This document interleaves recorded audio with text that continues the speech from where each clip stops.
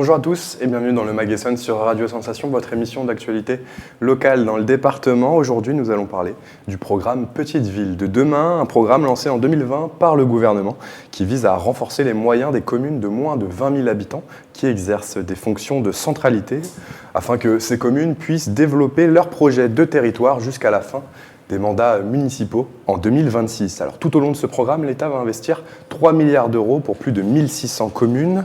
10 sont essonniennes et il y a la ville de Balancourt-sur-Essonne. Je reçois aujourd'hui pour en parler Jacques Mionne. Bonjour. Bonjour Corentin. Vous êtes maire de Balancourt depuis 2014, ville qui compte aujourd'hui 7700 habitants.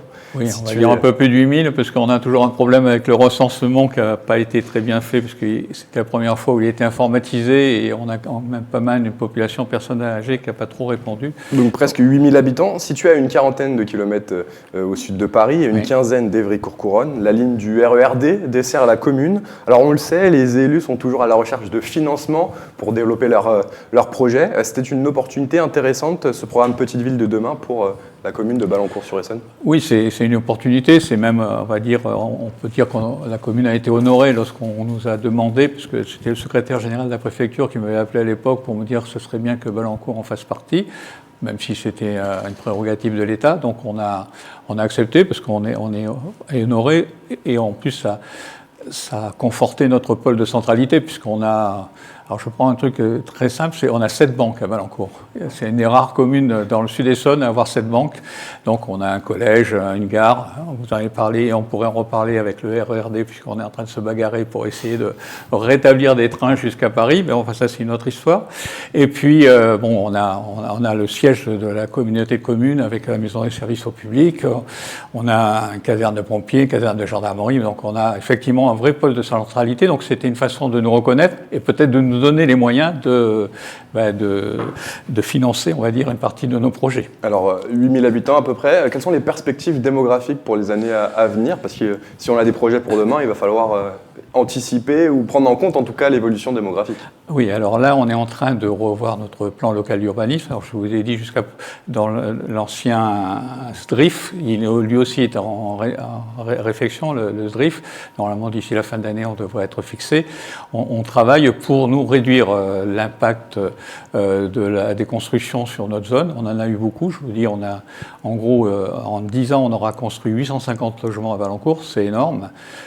On n'en peut plus parce qu'on n'a pas d'emploi sur place. On est une commune dont 87% des actifs sont obligés de sortir de la commune pour travailler. Donc c'est très difficile. Donc on ne comprend pas qu'on nous impose de faire des logements alors qu'on n'a pas d'emploi. Et en plus, dans l'imposition, maintenant, on est soumis à la loi SRU, ce qu'on n'était pas jusqu'à présent, c'est-à-dire on doit avoir 25% de logements sociaux.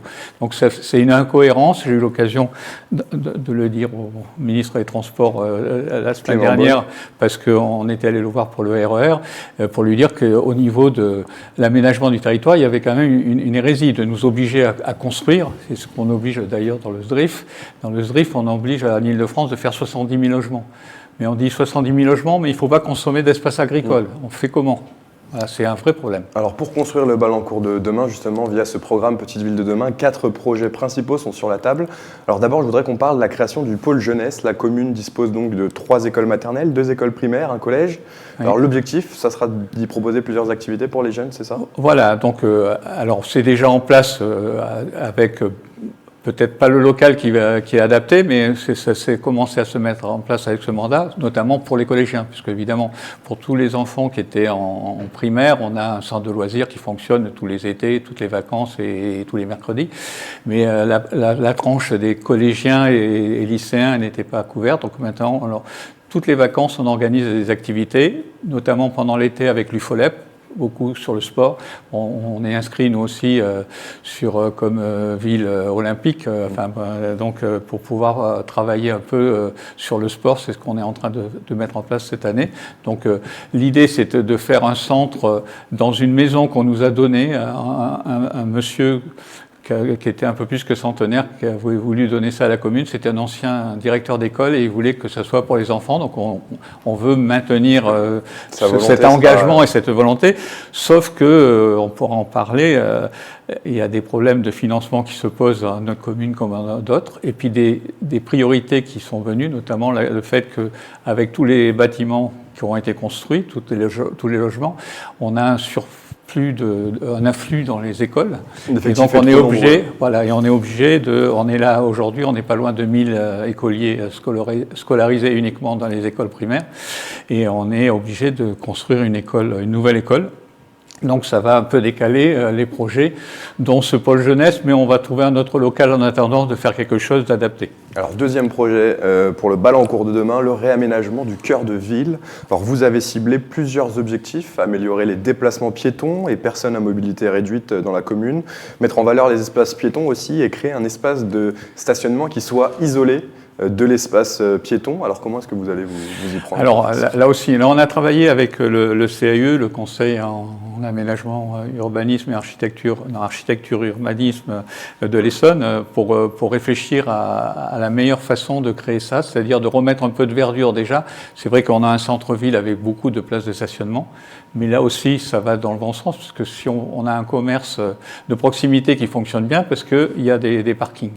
Alors évidemment, aujourd'hui on dit il faut supprimer toutes ces zones où, avec le réchauffement climatique, qui pose des problèmes. Pour créer des îlots de fraîcheur. Voilà, des îlots de fraîcheur et ça. Donc c'est ce qu'on pense faire sur cette place, justement, en redonnant plus de place justement aux piétons. L'idée c'est aussi de voir peut-être un petit endroit de convivialité, un genre café éphémère qui pourrait ouvrir que les soirs ou les jours de fête, essayer de créer un lieu de convivialité, puisque comme je vous l'ai dit, on est une commune qui n'a pas d'emploi, on mise tout sur l'animation et sur la qualité de vie à Balancourt, et c'est vrai que c'est important. Alors troisième projet, la rénovation énergétique des bâtiments publics. On sait que c'est un enjeu qui devient de plus en plus important, parce que ça augmente énormément le budget des communes avec l'inflation et tous ces coûts. Alors il y a un double défi à la fois économique mais aussi écologique. Alors quels sont les bâtiments les plus énergivores à Balancourt et comment est-ce que vous comptez les rénover? Le plus énergivore, c'est le COSEC, où on a 2 salles polyvalentes, plus des salles spécialisées en dojo, salle de gym, salle de tennis de table. Donc là, c'est lui qui va être la priorité. Donc dès l'année prochaine, on va s'attaquer à travailler ça, quitte aussi à travailler sur la pose de panneaux solaires, puisque c'est vrai que tant qu'à faire aussi, essayer de rentabiliser un peu tout ce travail. Donc c'est la priorité. Après, ce sont les écoles, puisqu'on a des écoles anciennes, notamment une école qui a plus de 100 ans. Donc, mais bon, là, ça, c'est des vieilles meulières, ça tient, mais il faut peut-être trouver une isolation appropriée. Enfin, quatrième projet, celui de la création d'une maison médicale. Alors, Balancourt est en zone d'intervention prioritaire, comme une grande partie de l'Essonne, d'ailleurs selon l'Agence régionale de santé. Alors aujourd'hui, c'est vraiment un défi pour toutes les communes d'attirer de nouveaux médecins, mais finalement, toutes les communes veulent attirer des nouveaux médecins. Donc comment faire pour tirer son épingle du jeu, si j'ai envie de dire, dans cette histoire? C'est vrai. Alors déjà, comment faire d'essayer de leur offrir un local de qualité, mais c'est vrai qu'on en discute beaucoup avec les collègues. Dans cette désertification médicale, on en est un peu à faire la concurrence les uns des autres. Alors je sais qu'il y a même des communes qui payent, qui donnent une certaine somme pour pouvoir accueillir les médecins. Nous, d'une part, on n'a pas les moyens, et d'autre part, c'est pas notre philosophie. Je veux dire, soit ils viennent, soit, s'ils préfèrent aller prendre de l'argent ailleurs, ils vont prendre de l'argent ailleurs.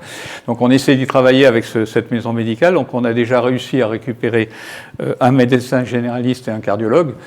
On espère en récupérer davantage, mais si je peux dire un petit mot, c'est que notre maison médicale, pour l'instant, est partagée en 2, puisqu'on a louer une partie des locaux à la gendarmerie, puisqu'on est en train de refaire la caserne de gendarmerie qui appartient à la mairie de Balancourt.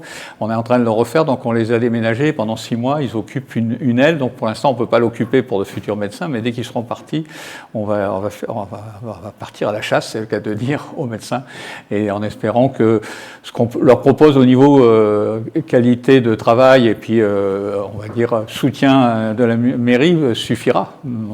On verra bien. Rapidement, quels sont les professionnels qui vous intéressent aujourd'hui? Nous, c'est surtout le médecin général, parce qu'on a, lié à la nouvelle population